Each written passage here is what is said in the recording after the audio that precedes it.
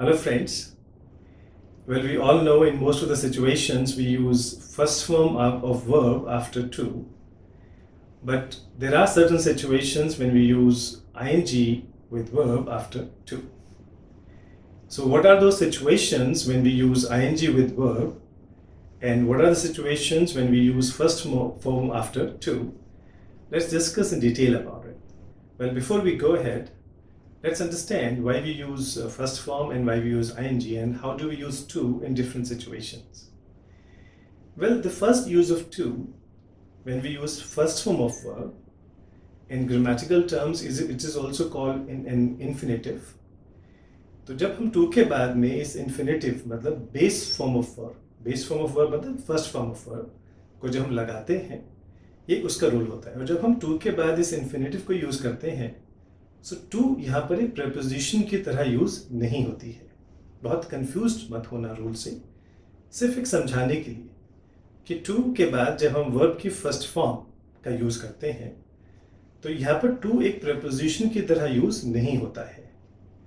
यहाँ पर to infinitive का एक कॉम्बिनेशन ये बनता है. I want to play, he wants to come here, he likes to dance, I need to buy a car, I'm happy to see you. I was shocked to see him there. So there are so many situations जहाँ पर हम to और to के बाद first form को use करते हैं. I will not go much into details about it, क्योंकि इसके बहुत सारे भी difficult rules हैं जो हमें spoken English में जानने की कोई खास ज़रूरत नहीं है. पर to के बाद वहाँ पर जब first form यूज़ होगा, तो आपको सिर्फ इतना याद रखना है कि to यहाँ पर एक preposition नहीं है. क्योंकि जब भी कोई preposition यूज़ होती है, कोई भी preposition हो, उसके बाद एक नाउन और एक प्रोनाउन का यूज़ होता है. और अगर टू को भी जहाँ जहाँ आप एक प्रेपोजिशन की तरह यूज़ करेंगे, उसके बाद फर्स्ट फॉर्म ऑफ वर्ब आपको कभी नहीं दिखेगी. जैसे गो टू बेड, तो गो टू बेड, बेड एक नाउन है. I am going to college, college एक नाउन है. Give it to me, me एक प्रोनाउन हो गया. तो इन सब जगहों पर अगर आप ध्यान से देखें, तो टू के बाद में एक नाउन या एक प्रोनाउन को हम यूज़ करते हैं. तो अगर हम जो टू के बाद एक नाउन को यूज़ करते हैं, पर अगर कोई ऐसी सिचुएशन आ जाए जहाँ पर मैं टू के बाद में इन जगहों पर नाउन को हटाकर एक वर्ब लगाना हो, तो वहाँ पर वर्ब में आईएनजी लगाया जाता है. जैसे आई एम एडिक्टेड. एडिक्टेड हम लोग जानते हैं, जो एक नशे की आदत में, किसी लत में पड़ गया हो, किसी भी चीज़ की लत हो सकती है, जिससे वो बाहर ना निकल पा रहा हो, तो उसे एडिक्शन कहते हैं. और जो व्यक्ति जो एडिक्ट हो चुका है, ही इज़ एडिक्टेड. तो ही इज़ एडिक्टेड टू. अब वो टू के बाद यहाँ क्या लगेगा? नाउन लगेगा, क्योंकि जिस चीज़ का उसको एक लत पड़ी हुई है.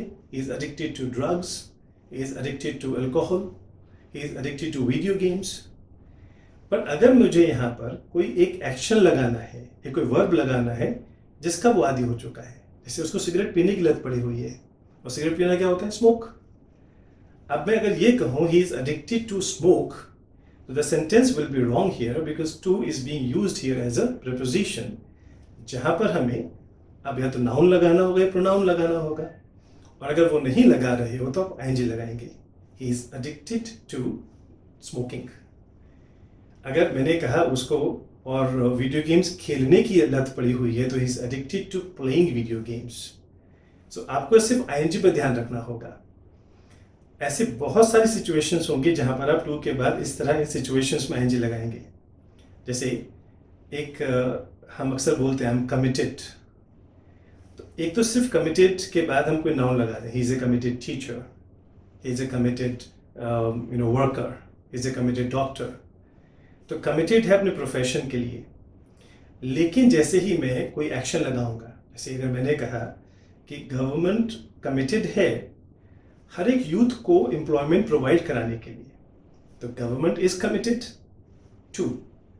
नाउ या तो टू के बाद कोई कॉज लगे या कोई प्रोफेशन लगे, लेकिन अगर वो कमिटेड है प्रोवाइड कराने के लिए, तो वर्ब आ गया, आईएनजी लगा दीजिए. तो government is committed to providing employment to every youth of the country. तो government is committed to doing it, ING लगेगा. अगर मान लीजिए कोई एक स्कूल के टीचर्स हैं और वो अपने स्कूल में एक चेंज लाने के लिए कमिटेड है, कि वो सिर्फ ये नहीं हो कि लोग पढ़ रहे हैं, उनको लगता है कि एक चेंज आना चाहिए लोगों में, तो they are committed to bringing a change in education system. They are committed to what? To bringing a change. So if you are also committed to doing something, कि करने के लिए मैं committed हूँ, सिर्फ कुछ होने के लिए नहीं है, I'm committed teacher या तो ये कहूँगा, या कुछ करने की बात करें, तो committed के बाद भी आप ing लगाएंगे. थर्ड सिचुएशन, जब कोई व्यक्ति अपना अपराध स्वीकार करता है, तो स्वीकार करना, अपराध को स्वीकार करना होता है confess.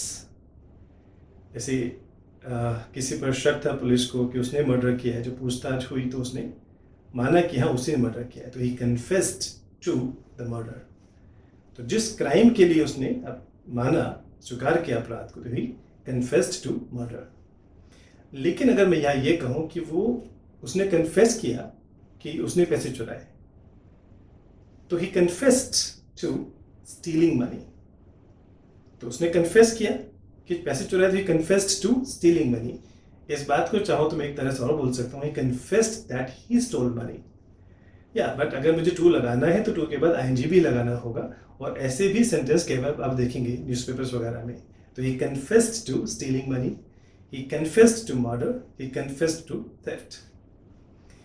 Fourth situation, we often say, जैसे किसी भी जगह किसी भी चीज़ के अगर आप आदी हो चुके हैं, अब उस जगह सिचुएशन में आपको कोई तकलीफ नहीं होती, कोई परेशानी नहीं होती है, तो आप बोलते हैं I am used to it.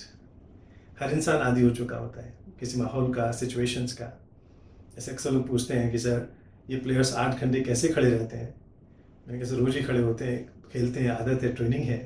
तो अब वो उस चीज़ के आदी हो चुके हैं, they are used to it. तो जो इट है, it represents a noun, right. तो इट एक प्रोनाउन की तरह यूज हो रहा है. लेकिन अगर इस इट को हटाकर, मतलब इस को मैं नाउन को हटाकर वो एक्शन लगा दूँ कि उसको 8 घंटे खड़े होने की एक आदत हो चुकी है, आदी हो चुका है कि उसको परेशानी नहीं होती, तो he is used to standing for 8 hours. कुछ ऐसा माहौल जहाँ पर आपको लगता है कि जीना बहुत मुश्किल काम हो सकता है, लेकिन लोग जीते हैं, रहते हैं.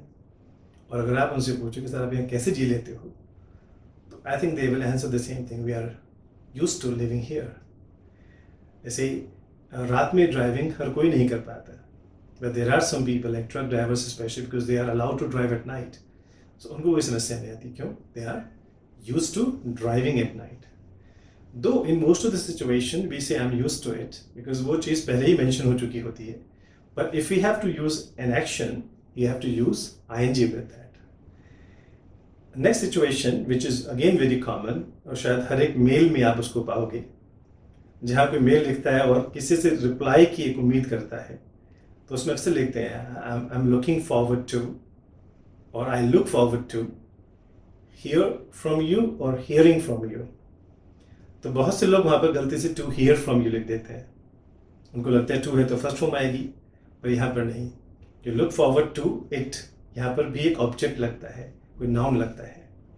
जैसे अगर मान लीजिए I have to go for a Europe trip, और मैं उस को देख बहुत एक्साइटेड हूँ कि कब जाऊँगा, और बहुत बेचैन हूँ कि कब मुझे जाना होगा. I am looking forward to the trip, I am looking forward to the trip. I am mentioning a noun. जहाँ जहाँ आप मेंशन नाउन को करेंगे, वहाँ अगर रिप्लेस करेंगे वर्ब से, आईएनजी लगाना होगा. तो अगर या तो मैंने कहा I am looking forward to the trip, या अगर मैंने कहा कि I am looking forward to hearing from you, तो हियर फ्रॉम यू नहीं कहूँगा, I am looking forward to hearing from you. किसी से मुलाकात करनी है, मान लीजिए मेरा सिलेक्शन हो गया केबीसी में, मुझे अमिताभ बच्चन से मुलाकात होगी, तो I am looking forward to meeting him. तो उनसे मुलाकात करने के लिए एक एक्साइटेड हूँ और बेचैन होकर होगा, तो I am looking forward to meeting him. So अब आप देखें कि किस किस चीज़ के लिए आप इतने एक्साइटेड हैं, और कहते हैं बस नजरें बिछाए बैठा हूँ कि काम कब होगा. I am looking forward to it.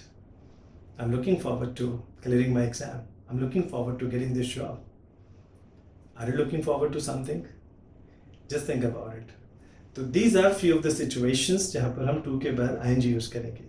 तो सिर्फ situations को ही नहीं समझेंगे आप, कॉन्सेप्ट को याद रखें कि whenever to is being used as a preposition, जहाँ पर एक noun आना चाहिए या एक pronoun आना चाहिए, उस जगह पर अगर एक verb को आप लगा रहे हैं तो ing आपको लगाना होगा. इतना याद रखें, it will never be confusing for you. I hope it must have cleared it out. If you still have doubts, you can mention comment box. I will try to clarify. Thanks for watching the video. Do join us in Telegram. The link is there in description. And don't forget to subscribe. Thank you very much.